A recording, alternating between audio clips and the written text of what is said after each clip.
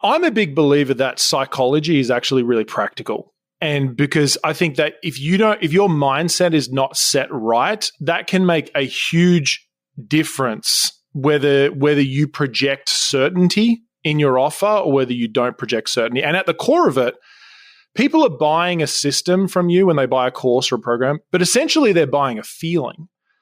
They're buying a feeling of certainty. Now, the way I view offers is that for me, an offer which is like your digital course or your coaching program. Your offer is a sacred place of transformation. Now, what most people view it as is they see it as something that they're trying to get their audience to give them money for. But what if we shifted it and we said, your offer is actually a place that you need to protect. And so the place that the offer that you're making, which is really opening the door for people and going, I've created a space where you can see a transformation in your life. And if the goal that you have aligns with the goal of this space, then I would love to welcome you into this space. However, to get into this space, it takes commitment, because I don't want you to just be in the space. I want you to see a transformation. I'm Amy Porterfield, ex-corporate girl turned CEO of a multi-seven-figure business. But it wasn't all that long ago that I lacked the confidence, the budget, and the time to focus on growing my small but mighty business. Fast forward past many failed attempts and lessons learned, and you'll see the business I have today. One that changes lives and gives me more freedom than I ever thought possible. One that used to only exist as a daydream. I created the Online Marketing Made Easy podcast to give you simple, actionable, step-by-step strategies to help you do the same. If you're an ambitious entrepreneur or one in the making who's looking to create a business that makes an impact and a life you love, you're in the right place, friend. Let's get started. Hey there. Welcome back to another episode of the Online Marketing Made Easy podcast. I'm so glad you're here. Listen, I know there are tons of podcasts that you could spend your time listening to, so I'm extra grateful that you've chosen mine. So thanks for being here, friend. Now, also, if you'd be so kind, would you mind sharing this episode with an entrepreneurial friend? I think it's so valuable when a friend sends me a text and says, hey, I just listened to this episode, or I love this podcast. I think you would love it as well. Those are the podcasts that I listen to. So if you would grab the link and text a few friends, it would mean the world to me. And if you're loving Online Marketing Made Easy, will you leave me a review? Reviews really do help my podcast get into the hands of other people that might not know about it yet. So reviews really do help that algorithm. And I, again, would be forever grateful. Okay, so I've got a question for you. What if every time you hopped on to give a masterclass or a webinar, you felt excited and confident and actually looking forward to promoting your product, selling your product or your course versus dreading getting to the pitch? Could you imagine how you would show up for your audience? Can you imagine what that confidence would do? How much value you could offer them if you were focused on being present instead of battling anxiety about the inevitable pitch, about selling at the end? So whether you're preparing for your very first webinar or you've given 100, no matter where you are, selling is always going to be a part of this. And while it does get easier with time, there are some strategies that you can implement easily to fast track that feeling of selling or pitching with ease. My guest, Colin Boyd, is an expert when it comes to coaching entrepreneurs to sell virtually in a non-pushy kind of way. Colin is a certified speaking professional, and his clients have included Coca-Cola, Suncor, Fuji, and Hewlett-Packard. He primarily runs his flagship program, Sell From Stage Academy, and Sell From Stage Elite Group Coaching Program, which helps people turn their presentations, whether it be on live stages or in webinars and masterclasses, into money-making machines. He advises some of the biggest names in the world to confidently offer value and create webinars that convert. And in this episode, he's spilling all of his strategies. Wait until you hear about conversion stories. Wait until he talks about infusion selling. Both of these strategies blew my mind. I worked with Colin many, many years ago where he helped me sell a $5,000 weekend program from stage. And I don't do a lot of selling from stages, and I was terrified. And so he walked me through this entire process. I sold hundreds of thousands of dollars worth of this program from stage. And it was at a time, well, I talk about the timing of it when I get into the interview with Colin. So I'll make you wait for that one. But I took everything he taught me and I also applied it to my webinars. And today he primarily focuses on virtual training summits, webinars, and how to sell on them. So it's very relevant to what many of you are doing. I think you're going to love every minute of this episode. And so I won't make you wait any longer. Let's get to it. I've got a podcast recommendation for you. I mean, beyond online marketing made easy. If you love this podcast, you're going to love the podcast by Scott D. Clary. It's called Success Story. And it's brought to you by the HubSpot Podcast Network and features Q&A sessions with successful business leaders and keynote presentations and conversations on sales and marketing and business and startups and entrepreneurship. All the stuff we love, right? And you can hear episodes like Unleashing Your True Potential, a practical guide to boosting self-worth and wealth through authenticity, and another episode, How to Do Content Marketing Properly. So listen to Success Story wherever you get your podcasts. Welcome to the show, Colin. I'm so excited that you're here. Hey, it's a pleasure to be here, Amy. We go way back. But before you came on, I was thinking, when did I meet Colin? And I know exactly when it was. We were in a James Wedmore mastermind many, many years ago. That's right, isn't it? Yes, absolutely. Yeah. And that was like 5 years ago, maybe, or something like that. So it's Feels cool. like a lifetime ago. I know. Things change so much. So much. But one thing that hasn't changed is that your message is tried and true. The strategies you're going to teach us today, what we're going to talk about, you have been talking about this for a long time. You've gotten even better and better at how you've honed in on the strategies and the insights you're going to share with us. And I remember way back when we had some of these discussions. So I'm excited to revisit them in a new, fresh way and do it on my podcast so others can hear the conversations we've already been having. And I've really gotten so much value from you. And so what I said in the intro that you didn't actually get to hear is that you also helped me do an amazing talk on stage that helped me sell hundreds of thousands of dollars in a program I was selling. And so first of all, thank you for that. It was a great experience and so much fun. That's a pleasure. And it was at a pivotal time in my life. Colin, one thing that you don't know is that was the first thing I did when I got out of my partnership. So it was the first time I was on stage on my own, kind of closed a huge chapter, and what I was doing needed to be successful. I needed to generate money quickly, and you helped me do so. So you were a huge part of a story that I tell in the book of like getting back on my own. So thank you for that. Oh, it's a pleasure. I remember having the conversation with you about naming your digital course academy. Oh my gosh, yes. And you're like, Colin, I like the word academy. And you're like, online is taken. And what about digital course? This is like before the word was even created. Oh my gosh, I forgot about that. You created that idea and put it into the language set of the marketplace. And then you inspired me for my program, Sell From Stage Academy, as well. So I was like, I like that word academy. So I put that on mine as well. Okay. We help each other. Who even knew? I love that so much. Yeah. So yes, we have some history, some really good history. And it's about time I had you on the show. So I'm so glad you're here. So I talked a little bit about your accolades in the intro. But if I were to say, like, how did you get your start? Why are you doing what you're doing? What would you tell people?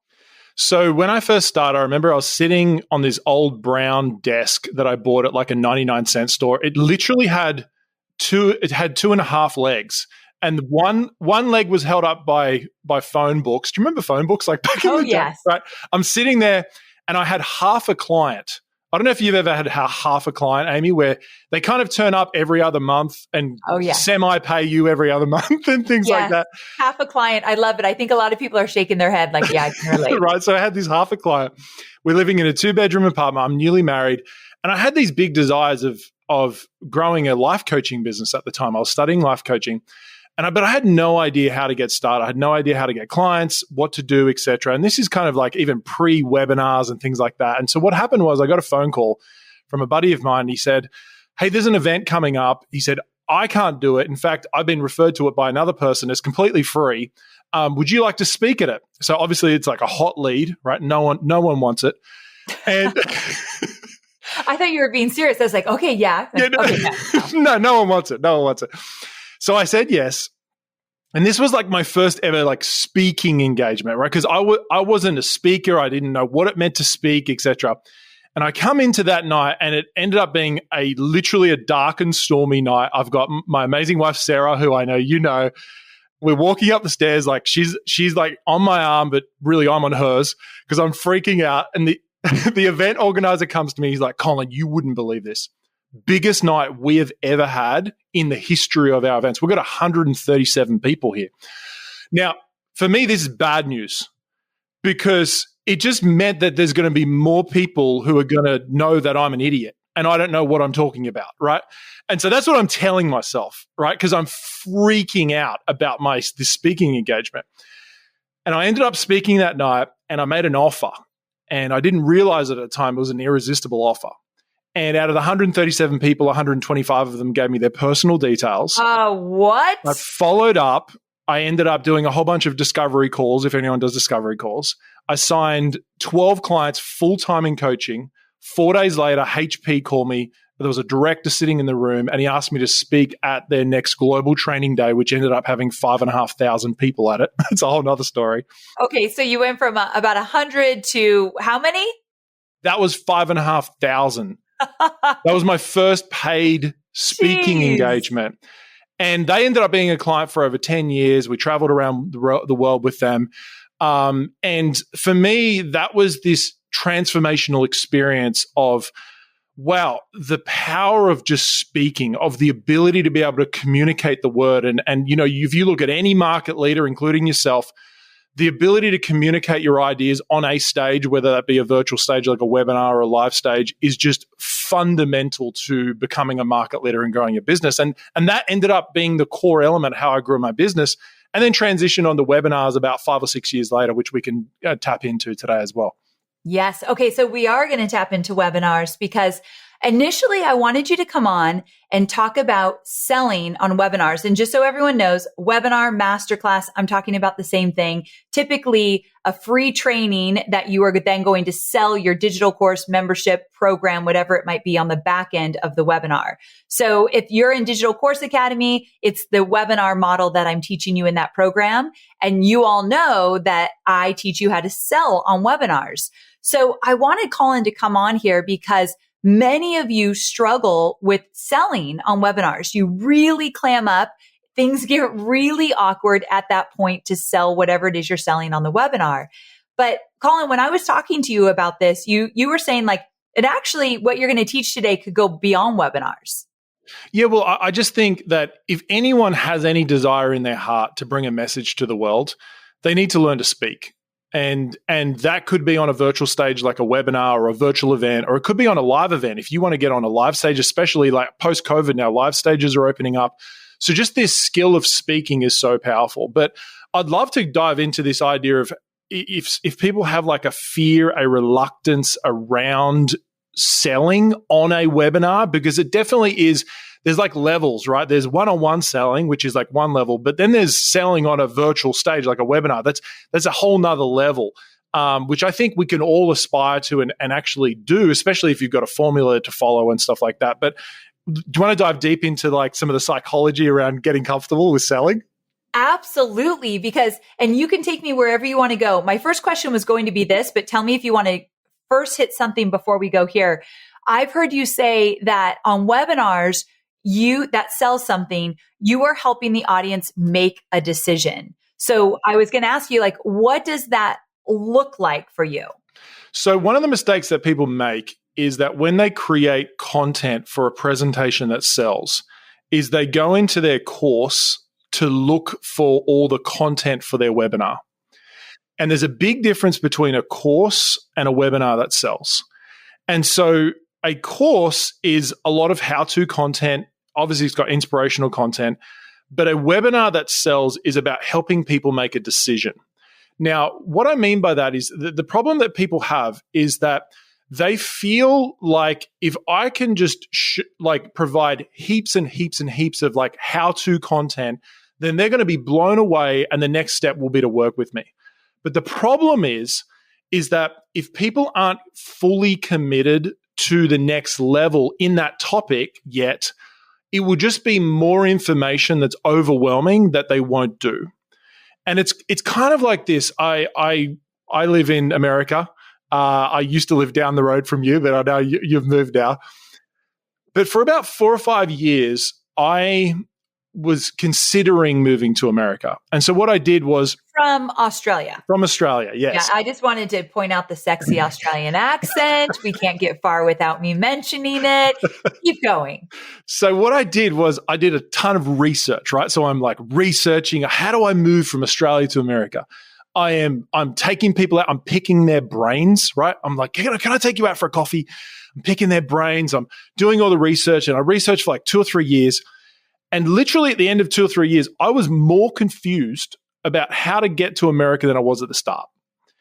And it wasn't until I decided, you know what, I want to hire an international immigration lawyer. I want to hire an international accountant. And I just literally followed their system. In other words, I invested money. I followed a system that worked. I made a decision rather than my kids call it kerfuffling around. Like you kind of kerfuffle, right? You're just like researching in research mode. And it wasn't until I made a decision that everything just happened very quickly. And in fact, within 6 months, our feet hit American soil and we've been here ever since. And so it was the decision that I needed to make, not the gathering of more information that was going to change my life. And so the mindset change here is that when you're creating a webinar that sells, the goal is to think about your content in a way that, is this helping my audience to become motivated to make a commitment to themselves, to make a decision, as opposed to just gathering more information about the topic? That is good. Okay. I love that. If you start to approach your webinars as, I am going to create content that will help them make a decision, that feels very different than I'm just going to wow them and inspire them and give them a lot of information so they can see how smart I am, which sometimes that happens with webinars. And so I love this idea starting with a decision. Now, tell me this. You were saying that we can dive into selling on webinars and the hesitancy and the fear and the anxiety that people fear about selling on webinars, or just doing webinars live in general is fear inducing for sure for a lot of people. But I want to talk about first the mindset that you mentioned, and if there's some mindset shifts that need to change, and then some tangible ways that people can shift their thinking so that they can start selling with confidence. Maybe there's a few things that you can suggest that people can practice and work on right now so that they can be more ready for their webinars. I'm a big believer that psychology is actually really practical. And because I think that if your mindset is not set right, that can make a huge difference whether you project certainty in your offer or whether you don't project certainty. And at the core of it, people are buying a system from you when they buy a course or a program, but essentially they're buying a feeling. They're buying a feeling of certainty. Now, the way I view offers is that for me, an offer which is like your digital course or your coaching program. Your offer is a sacred place of transformation.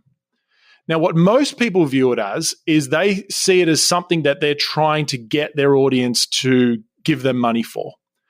But what if we shifted it and we said, your offer is actually a place that you need to protect.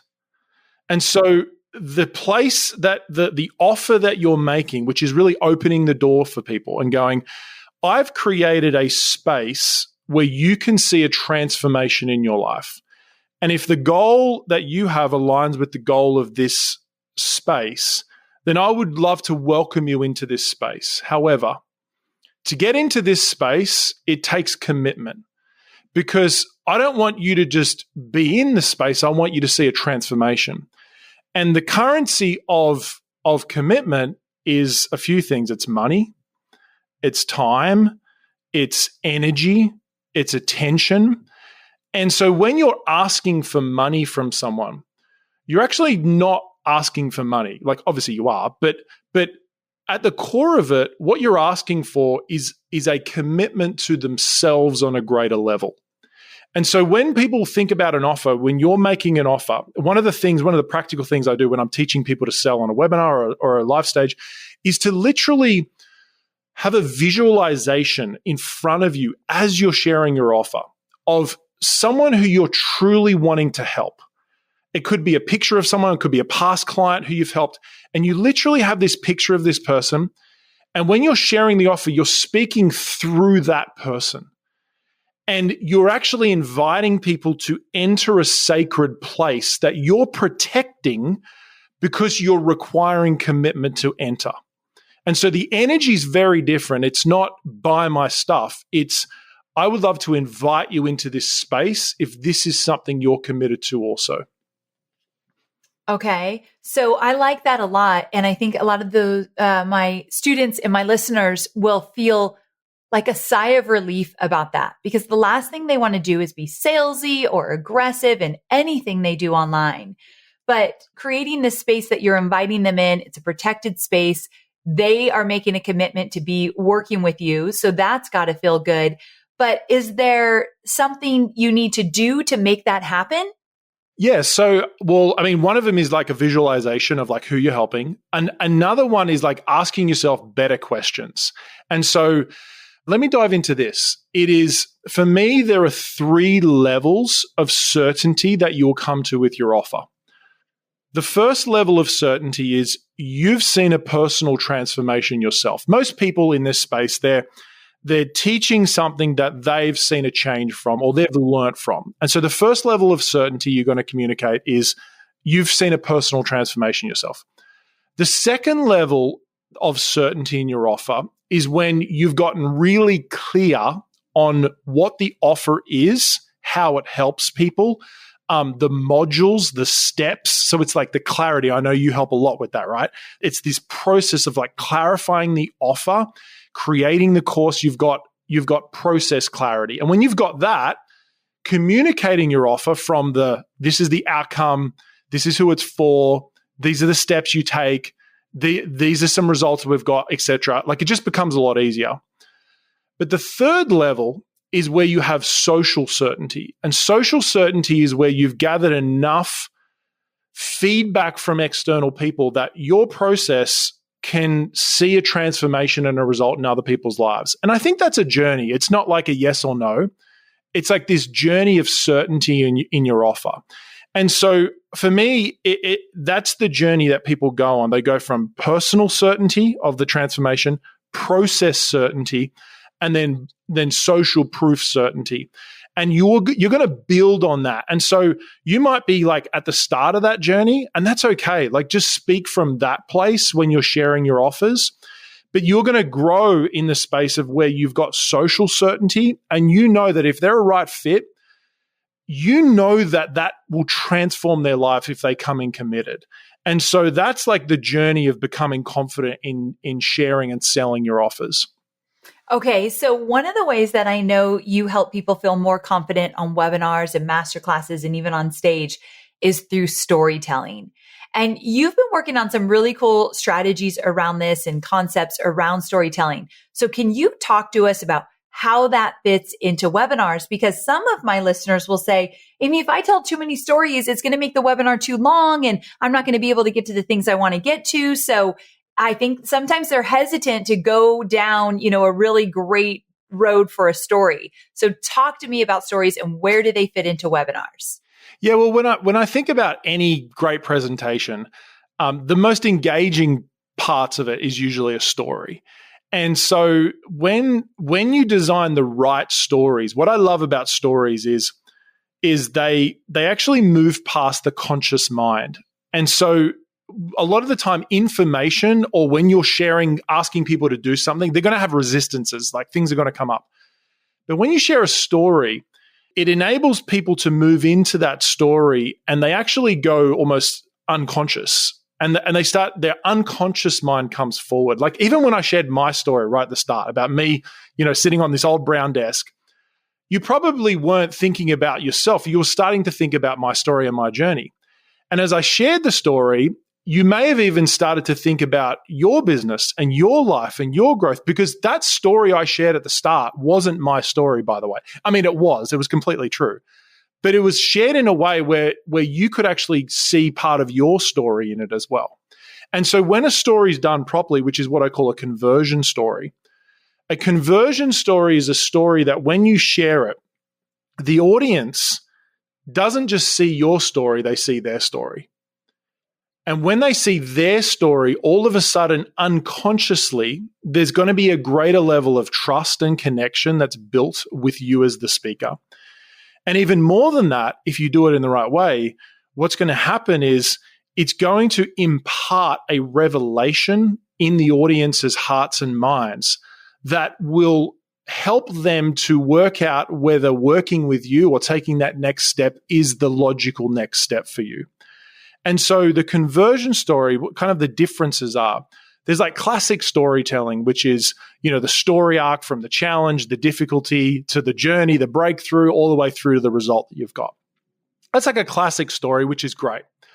But a conversion story is different. And a conversion story is really about combining how you connect with the audience, sharing your credibility, but aligning it with your core idea. And so we can dive deeper into that if you want. Please. But yeah, let's do that. Yeah. So for me, there are essentially three things you need to do with a conversion story. A conversion story, first of all, connects with the audience. And so that's vulnerability.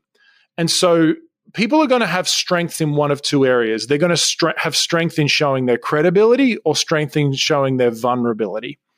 And so you got to think about it for you as a listener going, am I better at showing what I'm good at, or am I better at showing what I haven't done well, right? So people are going to sit in one of two camps, but you've got to get a balance.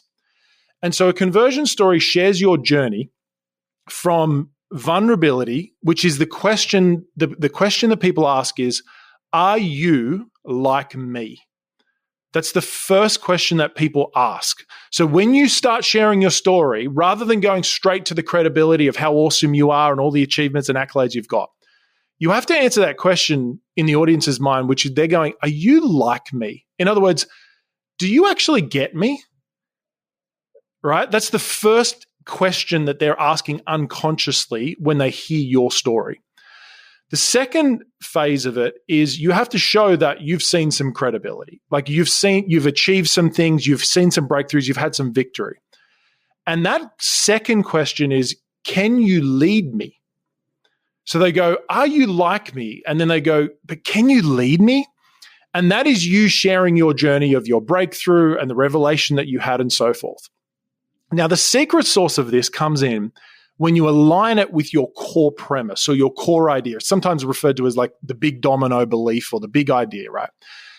And that is the one idea that if you can have your audience believe that or have a revelation of that, then working with you or your offer would be the logical next step if they resonate with you and they're a right fit. And so that third question is actually going, is there a path that I can follow? So the three questions are that they ask unconsciously is, are you like me? Can you lead me? And is there a path that I can follow? And if your story can answer those three questions, you've got a conversion story. That is some good stuff, Colin. We just got to take a minute. What Colin just shared with all of you is what I call like frameworks. He has his own framework for a conversion story. So those of you creating content, that was a masterpiece right there. Like that is such a good example. So I want to repeat those questions because I always am going to use them from this day forward. So when I tell a story, a conversion story. So number one, are you like me? Number two, can you lead me? And number three, what was number three? Is there a path I can follow? Is there a path I can follow? So a conversion story is going to include all three, but tell me I cut you off. So tell me a little bit more about that, because when I'm telling a story, what might I do instead of that? Like, I feel like I tell stories a lot. What am I typically missing? Yeah. So, I mean, not every story is going to be a conversion story. Okay. When do you use a conversion story? Yeah. You use a conversion story instead of an origin story. So what most people see as their origin story is the story of their whole journey. So they'll go in a lot more detail about the steps they took, what they studied, where they're from, how many kids they've got, where they live. It's like, that's a cool story. And like your mum really loves that story, but your clients probably don't. Like, they're like, that's cool. It's nice to know a little bit about you, but it doesn't do much for me. And so like yeah. I mean, I love that. Your mom's going to love that story. That makes perfect sense. Yeah. We love our mum, like, but that's probably not your ICA, right? Yeah, exactly. So we love our mum. But that story is not the story you should be sharing on your presentation if you want to get conversions. The story you want to be sharing is your conversion story. And the conversion story answers those three questions. And it finds a specific moment in time in your life where you had a transformational experience with the vehicle that you help people with. Okay, that's where the path. Do you have a path? Like, give me an example of what you would share. So, the one I shared at the start was an example of mine. That is one. And I could share another one right now if you want. So, okay, let's do one more. Okay, so I remember when I first started running webinars, and I was super excited about them and the possibility of them. And so what I did was I designed my first course, right? This was before DCA, so I wasn't able to get help from you.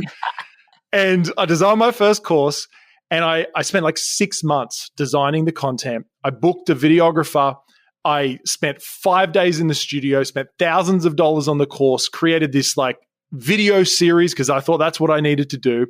And I launched it to the world. I had 600 people sign up. And by the way, this is back in the day when like Facebook was the Wild West. You could DM as many people as you want and not get banned. So I'm doing that, right? I'm getting down and dirty with 600 Facebook. 600 is great. So, right, it's the Wild West out there. I'm doing all the stuff. I end up getting 600 people signed up. I run this series and I'm thinking, this is going to be insane. Like, I'm going to make so much money. I'm going to help a lot of people. I'm going to grow my business. It's going to be incredible.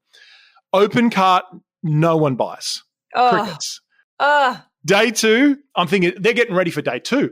No one buys. And you've already done webinars at this point? No, I hadn't done webinars. Oh, okay. This is before webinars, right? So day 2, open cart, no one buys. Day 3, no one buys. I'm thinking day 4, everyone's waiting for the last day. Someone bought the lowest payment plan in the last 4 hours, and that was it. And I was devastated. Wait, I have to stop you. I'm so confused. You said 600 people signed up for the webinar. No one bought. Oh, sorry. It was a video series. I meant to say it was a video series. Oh, gotcha. Okay, so you did a video series. 600 people signed up. No one bought. No one bought. Absolutely no one bought. Crushing. No, sorry. One person bought. On the last 4 hours, one person bought the lowest payment plan. Right? Devastated. But then I was looking at people, I'm thinking, people are doing this. And so I decided to design a webinar for the first time. And I remember running my first webinar, and I did about $3,000 in my first webinar, and I only had like about 80 people sign up. And I was stoked. I was like, $3,000, that's cool. I refined the webinar, ran it about a month later, and we did about $8,000. And then I refined the webinar, started to learn a bit of ads, and then we did like a $30,000 and then like a $50,000. And then within about 6 months, I'd run a $100,000 webinar. And I remember looking back going, oh my gosh, I literally just made $100,000 in 1 hour on a webinar. That was that was like, oh, this is blowing my mind. But the crazy thing was that it was the same webinar that I ran over and over and over again, just refined each time. I didn't make huge changes. I just refined it, grew my audience, and it just expanded. And so the revelation I had was that all you need is one irresistible presentation that you can start to scale up, and you can create the business of your dreams. And so I'll press pause. That's another example of like a conversion story for me. Okay, great. Because number one, so are you like me? You're like, in the beginning, I didn't even know what I was doing. I created a course. I didn't even know how to do that. Then I did this thing and it didn't make any money. So they can relate to you. That struggle is real. I have lived it. So Yes. number one. Number two, can you lead me?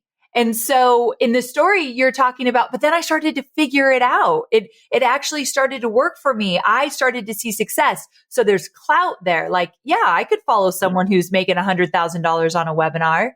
But then the part of, do you have a path? I think that came out with, I started to refine my strategies. I started to figure out what was working. I started to do it better. That's the path part.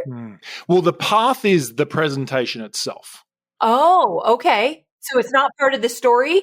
No, the path is the core idea. The path is not necessarily like laying out the whole thing. It is the core revelation that the audience, so it could be for you, it could be that I need a digital course. Like that is the path. And if you want to get access to the whole path, then you join the program. Got it. Yeah. But the conversion story then really hits, are you like me and can I lead? But that the presentation, that's going to show the path. Correct. Got it. And then the offer is if they want to know all the how-to of actually building that path. I don't know about you, but my screens and feeds are covered with ads and content. And as a user, it's becoming easier and easier to scroll right past these. Am I right? And as a marketer, it can feel impossible to break through the noise and form genuine connections with prospects and customers. But I've got a solution that's been working great for my team, and that's HubSpot. So HubSpot is a powerful CRM, a customer relationship management platform that has everything you need to help you stand out from the crowd all in one place. With valuable insights into customer journey, reaching new audiences, and building deeper relationships, listen, this has never been easier. And with an easy to use interface, it's customizable. You know, I love customizable, right? Without being complicated, even as you scale. So get started for free at HubSpot.com. Okay, so let's talk a little bit about talking about your offer on a webinar. Because one of the things I hear from my students a lot is when I get to that point, Amy, I feel like I'm so salesy and their voice cracks a little bit, or there's this weird pause between teaching the content and getting into selling.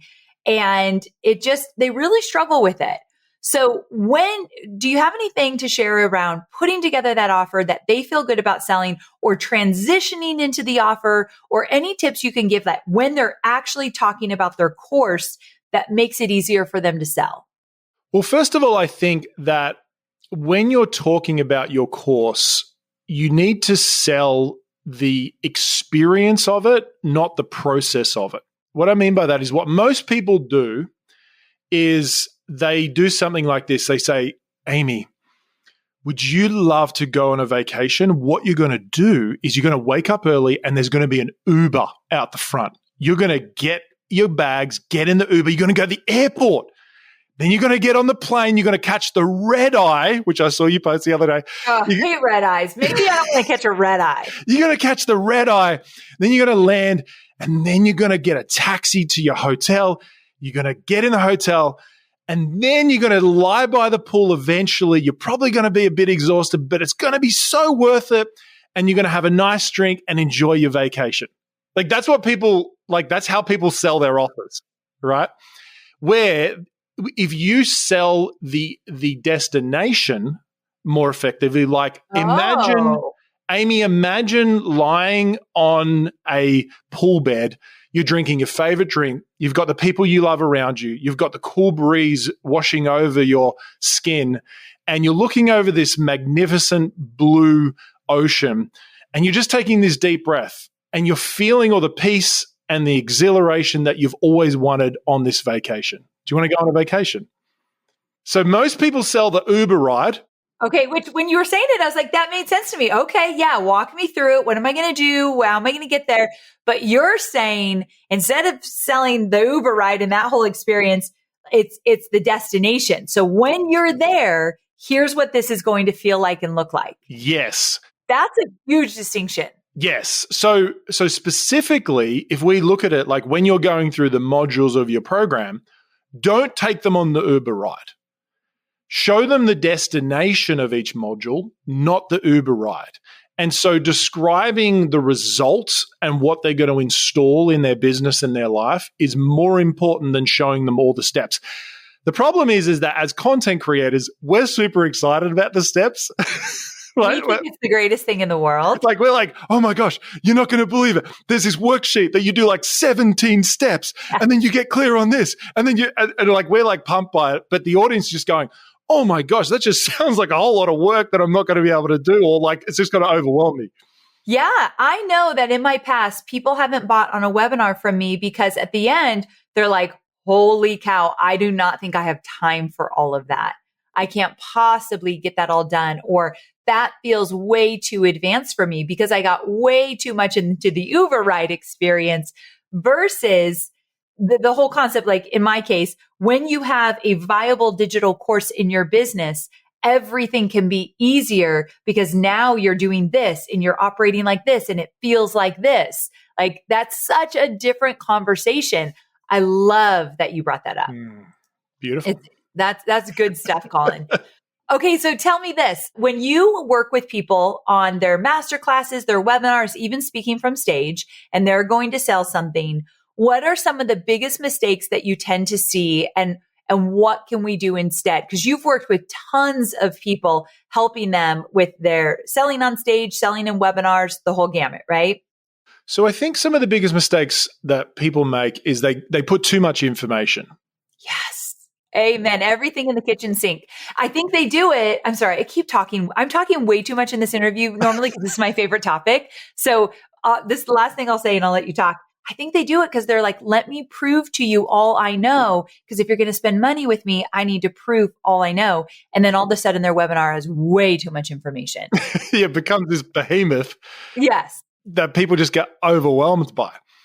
So for me, what you think you need to do instead is you need to ask the question of, is this content, first of all, is it aligning with the offer? And one of the ways that I teach is what I call infusion selling.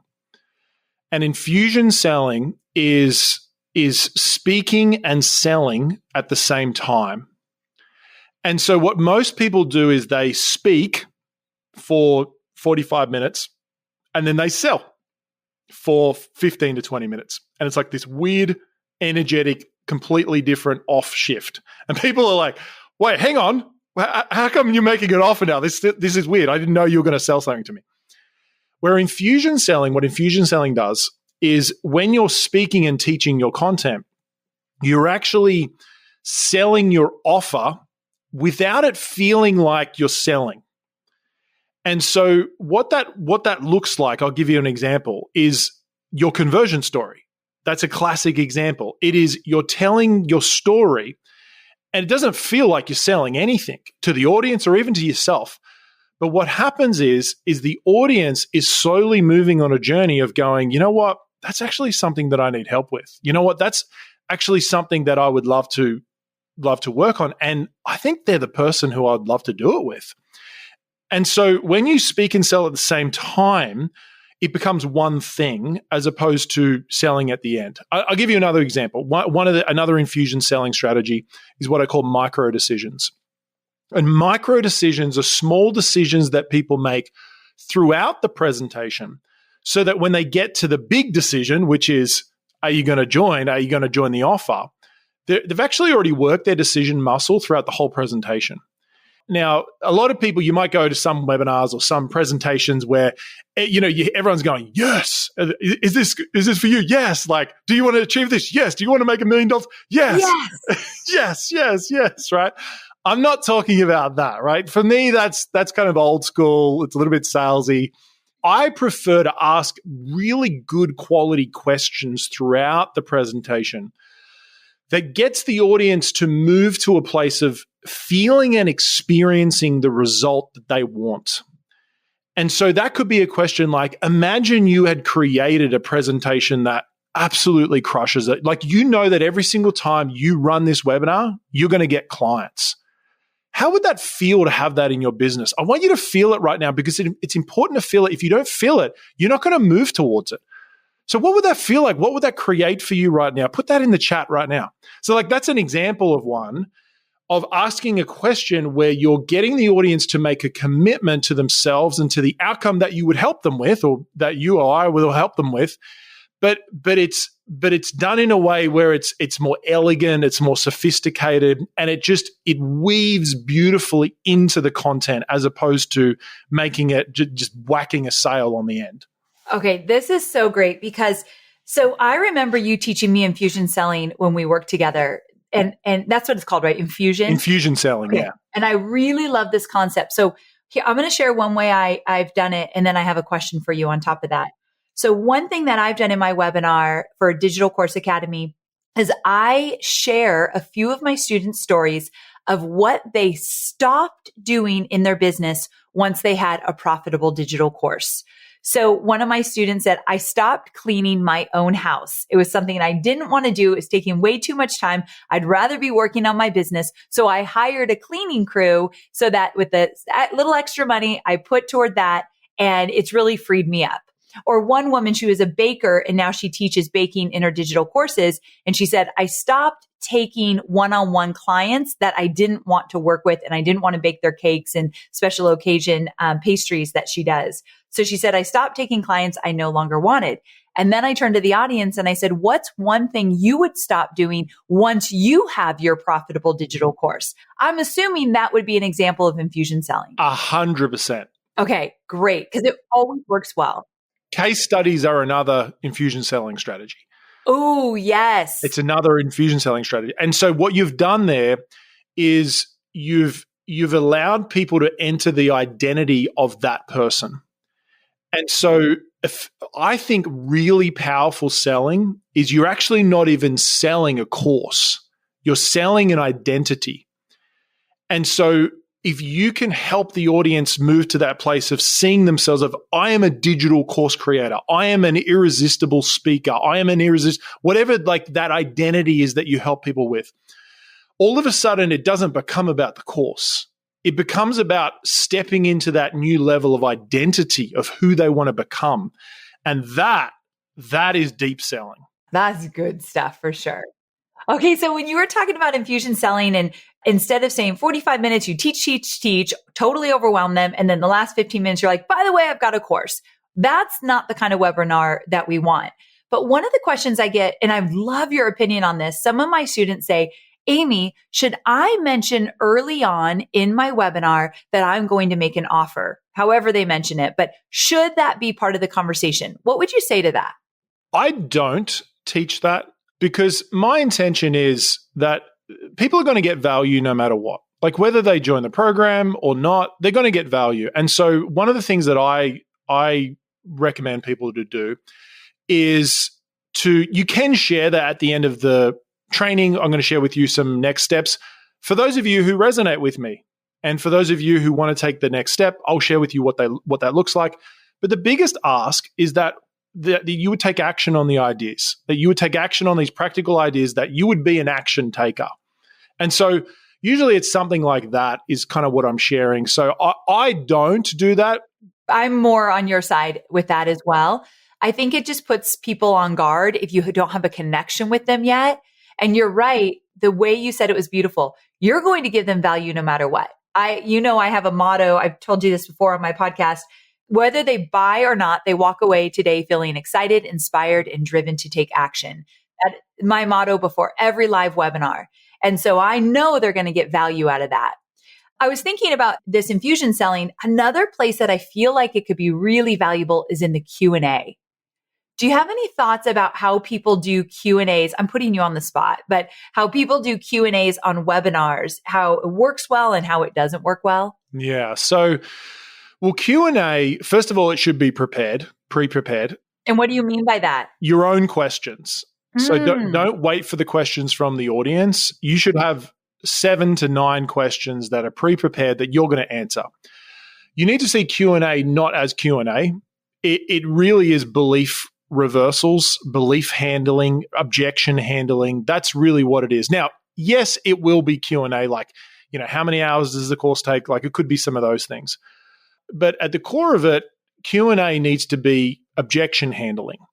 And so you want to write down, what's wrong with my course? That's the question you want to ask. What is wrong with my course? What are the things that people would say, but that's really hard? And that could be how many hours it takes, how easy it is to implement. What if I'm beginning? What if I'm already advanced? What if I've done a course like this before? How is it different? Right? So these are all questions that might come up before someone would make a decision. And so I think pre-preparing questions and answers is really key. And then you can field questions on webinars because I mean, Amy and myself, like when we're running webinars, we've got a lot of people on there. So there's a lot of questions coming at us. But when you're starting out, you may not get many questions. And so I think it's good to just like start with some base questions. Now, when you answer those questions, you want to come up with a reframe. And a reframe is answering the question, but reframing their thinking. Now, a great way to do that is actually with a story. And you could tell a story about a client. And so you could ask a question like, we get the question of, what if I'm just starting out? Is this too advanced? Well, I mean, to be honest, we actually just had that in one of our groups. Jenny asked it, and Jenny was just starting out, and she actually wrote, she followed the process. And in her first webinar, she did these results. And so I just really want to reinforce to you, if you're just starting out, you're kind of like Jenny, that's totally fine as well. It's going to suit you just fine. Like something like that. Yeah. Yes.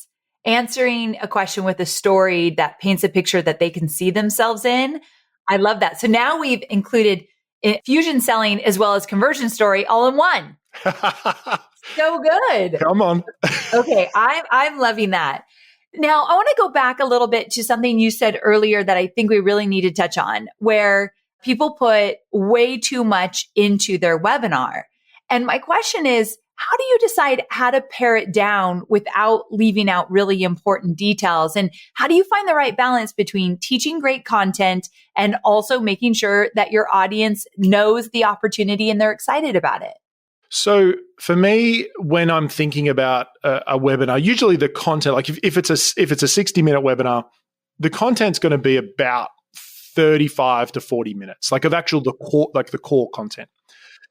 And so I like usually between 3 to 5 key ideas that I'm going to share. So I decide what are 3 to 5 key ideas that I would like to share. And it's not just any ideas, it's ideas that are going to do 3 things. It's going to shift people's thinking so that their mind is ready to get past any old challenges that they had and bring on the mindset of making a change in their world. That's the first piece of content that I'm looking at. The second piece of content I'm looking at is what's something I can share that's really valuable for people. And so for me, one of the areas I'll teach a lot is storytelling. So I'll teach that in a webinar or a training series that I'm running. I'll go deep into it. So no matter what, like people are going to walk away with some really valuable content. And then the last piece I'm looking at of content is how do I display the vehicle of what I help people with in a really unique and simple way. And so that is usually like a visual framework or something like that where I can show them, hey, this is the path you can follow if you want to get the type of results that we're talking about. And so those 3 content chunks is what I'm looking at. And for me, I usually look at, I want to share like a case study or a story under each of the points. I want to ask some questions. I might share, a few examples, or I might do a framework. I'm really thinking about how do I get that enough balance of some emotion, some engagement, but also a little bit of statistics and like left brain people who like to, the justification, some numbers and things like that. And so I'm looking for a nice balance of that, but not trying to overwhelm people with heaps and heaps of how to. And so there's this line that I call the lose the sale line. So the lose the sale line is as soon as you get into too many steps and actions and details, the problem is that you're going to overwhelm the audience. Now, those steps need to be in your course. But if you share them too early, it's like for me when I was researching how to get to the US, right? it just created more confusion for me because I didn't have the commitment level yet that I needed to actually do the thing. And so I was actually doing myself a disservice in trying to gather all the information before I made a decision. It wasn't until I made a decision, then I followed someone's formula, which was, the lawyer at the time, that I just got the result very quickly. And so if you reveal too many of the steps before people are fully committed, you actually do them a disservice because it puts them in a place once again of analysis paralysis, of doing nothing, feeling overwhelmed, people often get these comments of like, you know what, I'm just going to work on the stuff that you gave me for the next 9 months. That's when you know that webinar did not work. Oh. Yeah. And then I'll think about joining your course after. Right. If you're getting those comments, it's a great indicator that you've gone too much into the details. That's great. Okay, so before I let you go, sum that up again. Those 3 tips that you just had for us when people are like, what do I put in this webinar? How do I not teach so much that I don't overwhelm? Quick summary. Yeah, so the 3 content chunks for me are, what are the beliefs I need to shift in order for people to get ready to make a commitment? The second chunk is, what's something really valuable that I could share? So for me, it's storytelling or some infusion selling strategies. And then the third chunk is, how can I show the vehicle of what I help people with in a really unique and simple way so that when they see it, they're like, I could follow that path. And if you hit those 3 chunks, people are going to feel excited, connected to you, and ready to go. Wonderful. I love a good summary, Colin. So I appreciate that. So good. Okay, so we just covered a lot. Definitely one of my favorite episodes because it's so tangible. So tell me this. People are going to listen to this. They're going to get so much value and they're going to say, I love this Colin guy and I love his Australian accent and I want to know more about him. I want to learn what he does. I want to work with him. So where do we send people to learn more about you? So I am quite active on Instagram. So just at Colin Boyd, ColinBoyd. I've got a podcast as well. If you want to check me out it's called The Expert Edge. And if people are curious about Conversion Story, they can check out conversionstoryformula.com. And that's just got a bit more information about like how to create those stories. Nice. Conversionstoryformula.com. Correct. Okay. And we'll link to all of it and your website in the show notes. So we'll do that. But Colin, it's so great to have you on the show. I love that we've been friends for so long and you offer so much value and you have done for me as well. So thank you so much for being a part of my life and for being on the podcast. Yeah, it's been a pleasure. Thanks, Amy.